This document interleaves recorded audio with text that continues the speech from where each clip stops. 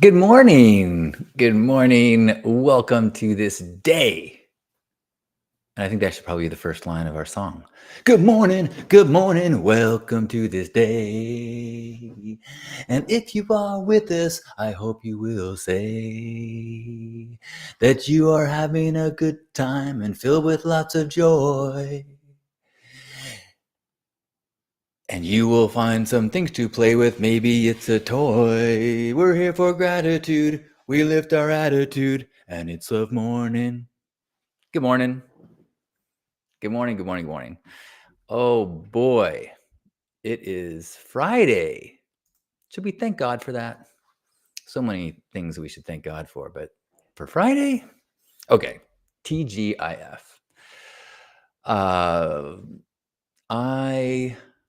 I'm feeling a lot of gratitude today. A few things that, let's see, hopefully Lisa rarely listens to these, but she did listen to one a few days ago. So now I'm hesitant to say something that I don't want her to hear. I did a few things yesterday for Lisa. And I've been thinking about the kind of joy that you get from giving others joys. It's really gifting, that mind altering perspective shift when you realize that you can find joy from others' joy, and therefore doing things to help others makes you happier. And I've been thinking about how much I enjoy doing things for Lisa to make her life easier, to make her smile, to make her happy. I mean, for everyone, but really enjoying doing it for Lisa lately. Good morning, Gerbot. I was just thinking about you. I don't know if it'll be today or tomorrow, but I will reach out to you soon. Good morning, Faith. Faith says, I am thankful for some alone time this afternoon. Well, I'm glad that we have together time now to make the alone time so much sweeter. Good morning, Razor Blade. Hello to you on the other side of the world. Angela, hello. Good morning. Nice to see you. I'm grateful for this new shirt I got at Marshall's. It's lightweight. I think it fits me well. I've got like 2 lightweight white shirts that were kind of like this, but they didn't fit me that well. And I always put it on to get ready to go out for a nice dinner with my folks, for example. And I only have really one colored shirt that I wear a lot. So almost all my family pictures, I'm wearing the same colored shirt, like when we're out at dinner. So I decided to buy a couple new shirts, and then I am giving away the old ones. That's the nice thing about having a monthly for Saturday's outing to give away donated clothes to people experiencing homelessness is it's easier to give things away. Thank you, Gerbot. It feels a little weird to see myself in tailored clothes and like collars and ties and tucked in shirts. I never quite feels right on me. I do prefer a t-shirt. Luckily, I make my own t-shirts, so it's always fun to wear them. Although that being said, I think I'm gonna order some more custom shirts. I got a few ideas and designs in my mind. And when I say designs, I usually mean words like stop scrolling, something like that. What are you grateful for today? I'm also grateful for the 3 little seedlings that I put in the front yard. We've got a little teeny tiny, well, maybe 3-foot by 5-foot garden patch right in front of our condo. And so I planted a cucumber, a squash, and a cherry tomato plant. It's always fun to watch a garden grow. And then here's the thing so Lisa, earmuffs, if you're listening to this, flowers has never been something that my family was into giving, like flowers for Mother's Day or birthdays or anniversaries. Flowers, I think part of that is like I would so much rather have a live plant. I do love cut flowers, especially like lilies and Gerbera daisies, but I love flowering plants. I like things that continue to live. So I've never really been a flower giver. And Lisa was asking me like what my mom's favorite flowers were to get her something for Mother's Day. And I'm like, I don't know. I did just ask her, and my mom said they're tulips and blue hydrangeas. So I just added that to my birthday calendar. So if next year on her birthday, I could do that. But I asked Lisa, well, what are your favorite flowers? And she said, uh, calla lilies. And I love calla lilies. They're the long stem and the white uh, and the little yellow penis that sticks out of them.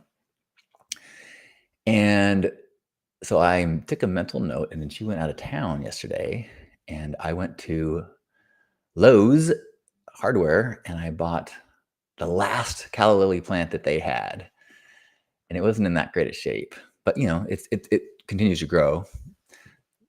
And so I was in line, and it got knocked off. The guy saw me in line. He goes, "Let me give you half off for that," because had seen better days.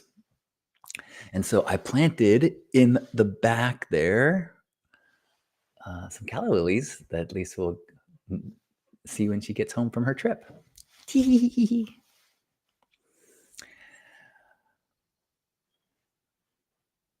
Razorblade is grateful to have my young niece and nephew come and visit for the next 4 days. I will be in auntie mode.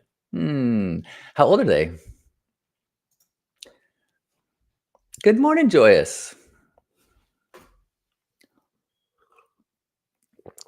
The other little thing I did yesterday that, for the amount of effort, the amount of like spark it put in my step, Lisa left yesterday to go to Santa Barbara to work for a few days, and I knew she was kind of running a little behind in the time she wanted to leave to avoid traffic and things. So I kind of went into her room and her purse, and I took her car keys, and I went and got her car because we have to park about a block away. Pulled it up to our driveway. Took a flower from a neighbor and put it on her dash. And then when it was time for her to go, I offered to like take her bag, carry it to the car, and she's like, "Oh, thanks." And then the garage door opened, and her car was right there, and it was just like, it was nice. There was a time in my life when I was much more self-focused.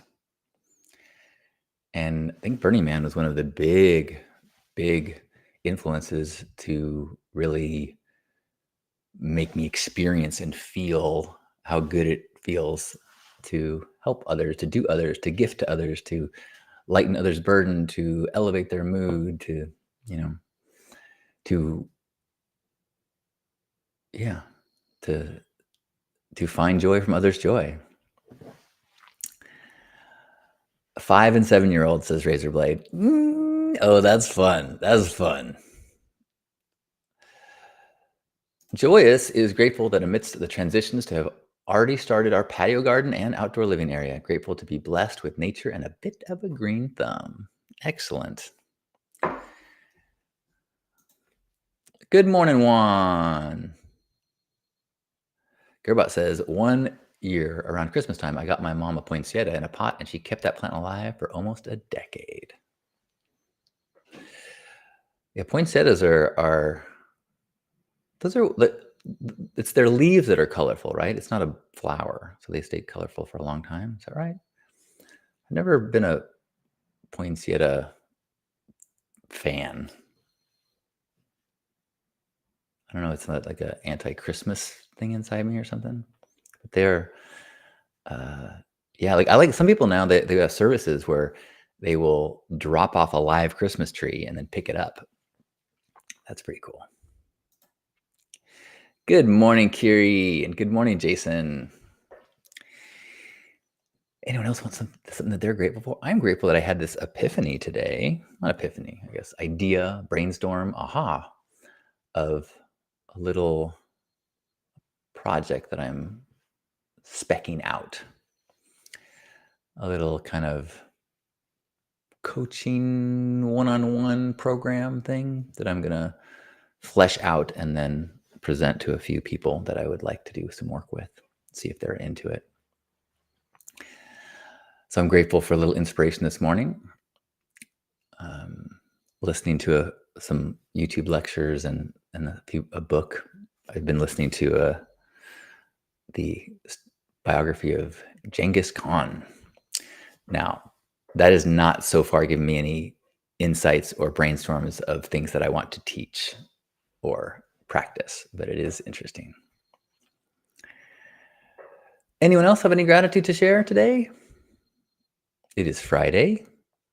You know what? I'm grateful. Yesterday, I had the coolest connection day. I think I mentioned during the morning yesterday that a friend I knew in high school said, "Hey," as I was walking by in the morning. And then that afternoon when I was at Lowe's, I was walking and someone goes, "Hey." And it was a friend that I hadn't seen in 15 years. And we just hung out and caught up. I think the universe is telling me that I should leave the house more because talking with humans is fun.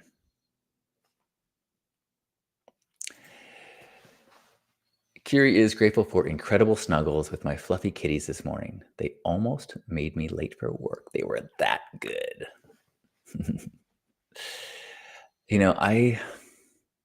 I so appreciate others' relationships with their animals. I've never had a dog. I've had partners that have had dogs, and I've never quite bonded with their dogs. I've lived with cats and never quite loved cats. I didn't grow up with animals. I visited a friend yesterday, and they've got a very hyperactive dog, and they're like, he'll calm down. They're like, oh gosh, he really likes you. And I'm like, interesting. I think a dog person would be like, this is so great. This dog likes me. I like the dog. And I was just kind of like, I was like, can I embrace this? Can I try to enjoy this experience? Kiwi, what is up? Good morning. Kiwi, good morning. And yes, I will leave the house. I will leave the house. I will make a point of it. I was even thinking, because I live in a walkable place, there's neighbors and social things. I should just make a habit of walking around. And then again, I said I was going to do that last night, and I didn't. So, okay, continued challenge to walk around like I do in the morning. I do a morning walk and I say hello to neighbors, but maybe I will challenge myself to do that in the direction of the shops and even say hello to people who are not out on walks, but are just shopping and walking around and going to restaurants. Maybe as I walk by restaurants, I'll be like, good morning. Maybe I gotta think of some cool gifting idea, like a sticker I can give to strangers. I mean, I've been doing that. I guess I could continue to do the be present stickers. Gerbot is grateful for Bella, our family dog, who has been a wonderful companion for so many years, and for the opportunity to say goodbye to her this weekend. Oh, I'm sorry. That is another thing that I do not have the experience of, but I certainly witnessed the grief and it is a very unique and deep grief of saying goodbye to a pet, especially a dog. In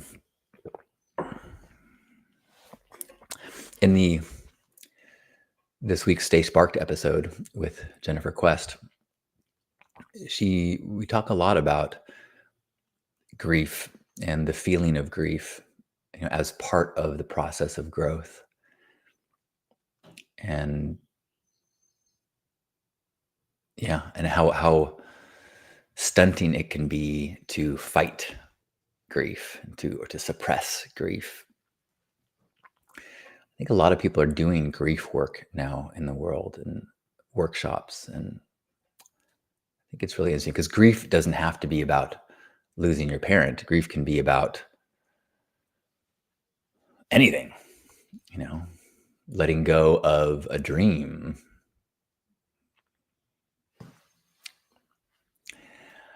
I am grateful that I have started back up in my habit tracker where I check mark the things that I do each day, try to make myself to do stretch, physical therapy, push-ups, toe oil.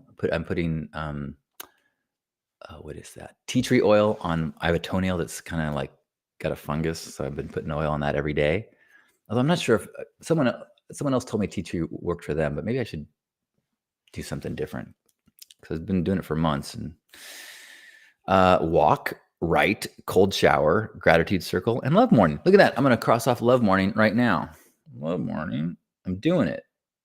Oh, I did a cold shower too after my walk. And I walked. Look at that. Thanks, everyone.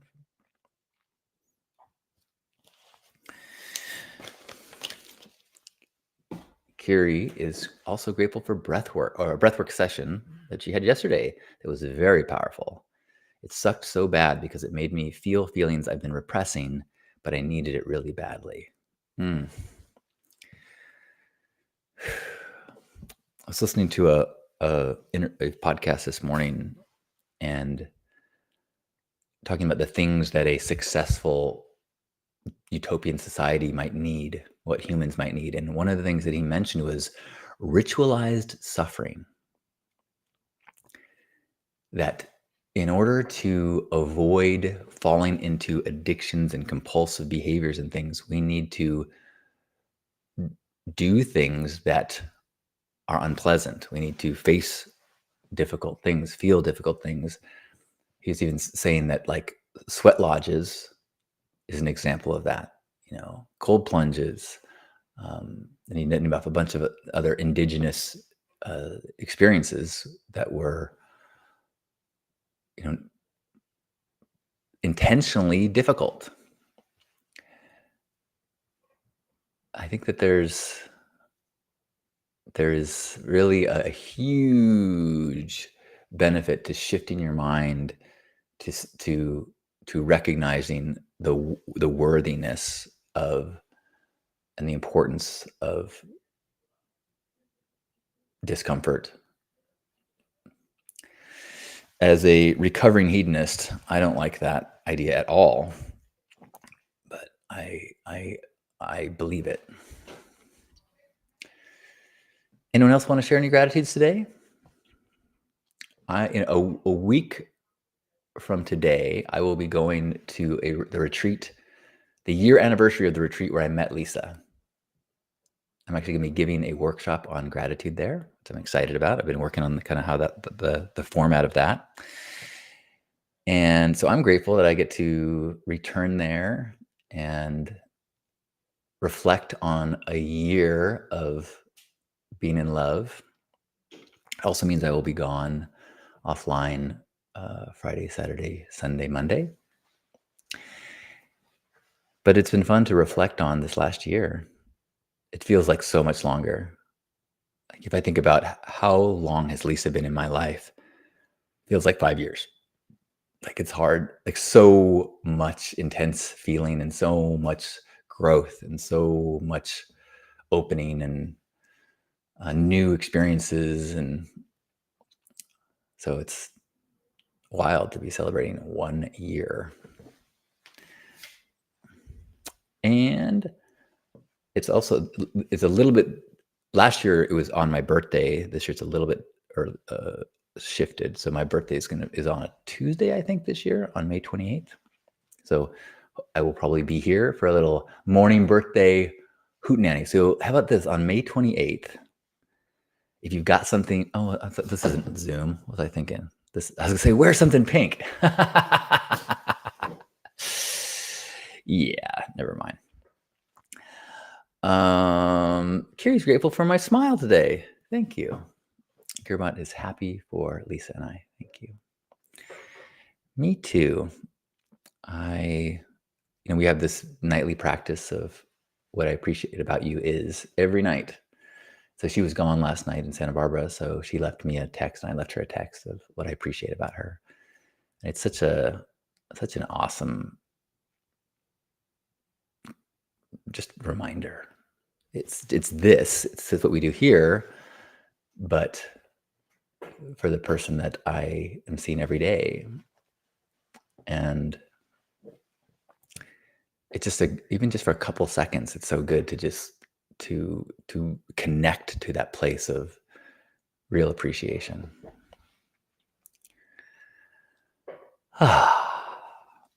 Well, what a treat it's been wherever you are. Let's give ourselves a squeeze, a hug, feel ourselves being embraced, feel these bodies, know that we are connected, know that we are sharing our little teeny tiny lens of reality with one another. And as we do so, we get to find wisdom with one another. We find compersion. We find joy from others' joy. We find the richness, the wisdom, the comfort, and that deep, satisfying feeling of interconnection. So let's feel that as we take a deep breath in and squeeze ourselves in each other.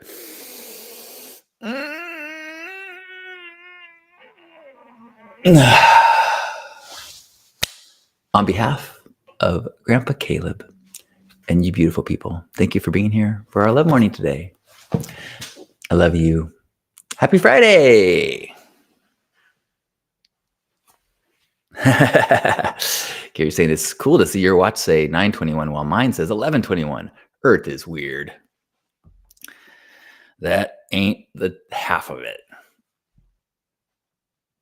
I was listening to something recently about like the invention of standardized time and how much conflict there was around that, and it was the railroads that made it required so that you could know, because otherwise it didn't matter if you were at 9:20 and I was 11:10, didn't matter as long as everyone in my town was at 11:10.